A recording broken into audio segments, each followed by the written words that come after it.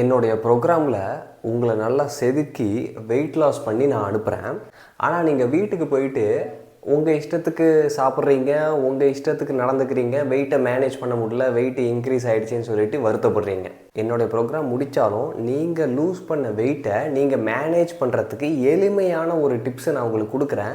இதை நீங்கள் புரிஞ்சுக்கிட்டீங்கன்னா நீங்களே உங்களோட டயட்டை டிசைன் பண்ணிக்கலாம். நீங்களே உங்களுடைய லைஃப் ஸ்டைலை அதுக்கேற்ற மாதிரி அடாப்ட் பண்ணிக்கிட்டு வெயிட்டை மெயின்டைன் பண்ணலாம். நல்லா புரிஞ்சுக்கோங்க.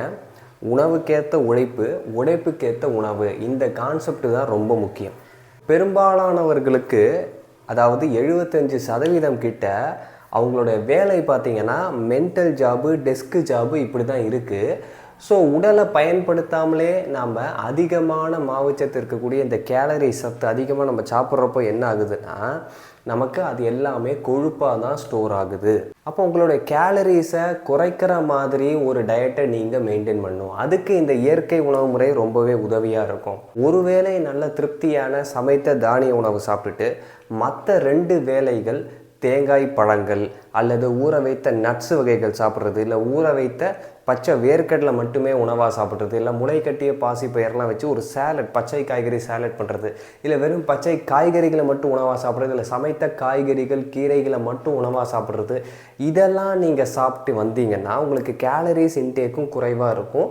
நீங்கள் உங்களுடைய வெயிட்டை சரியாக மெயின்டைன் பண்ண முடியும். உங்களுடைய உழைப்பு அதிகமாக இருக்குது அப்படிங்கிற நேரத்தில் நீங்கள் இந்த கேலரிஸ் பற்றி அதிகமாக கவலைப்பட தேவையில்லை. நீங்கள் 3 நேரம் நார்மலாக சாப்பிட்டுட்டு இருந்தால் கூட கடினமான உழைப்பு இருக்கும்போது அது நமக்கு பேலன்ஸ் ஆகும். இப்போ நீங்களே யோசிச்சு பாருங்கள், உங்களுக்கு உழைப்பு அதிகமாக இருக்கா இல்லை உழைப்பு மென்மையாக இருக்கா? உழைப்பு மென்மையாக இருக்கிற நேரத்தில் இப்போ நான் சொன்ன இந்த முறையை நீங்கள் மேற்கொள்ளுங்க.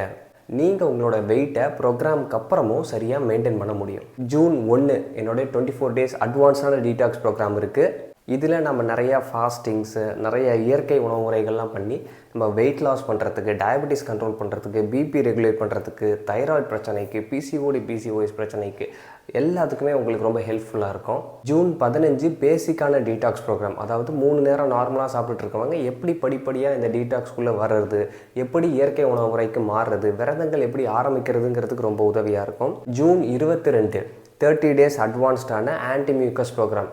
ரொம்ப வருஷமாக சளி, ஆஸ்மா, வீசிங், சைனஸ் பிரச்சனைக்கு மாத்திரை மருந்து எடுத்துகிட்ருக்கீங்க, நெபுலைசர் பஃப் எடுக்கிறீங்க, எப்படி வெளியில் வர்றதுன்னு தெரில அப்படிங்கிறவங்களுக்கு இது ஒரு பெரிய வழிகாட்டுதலாக இருக்கும். இந்த நம்பருக்கும் நீங்கள் கால் பண்ணி ரிஜிஸ்டர் பண்ணிக்கலாம்.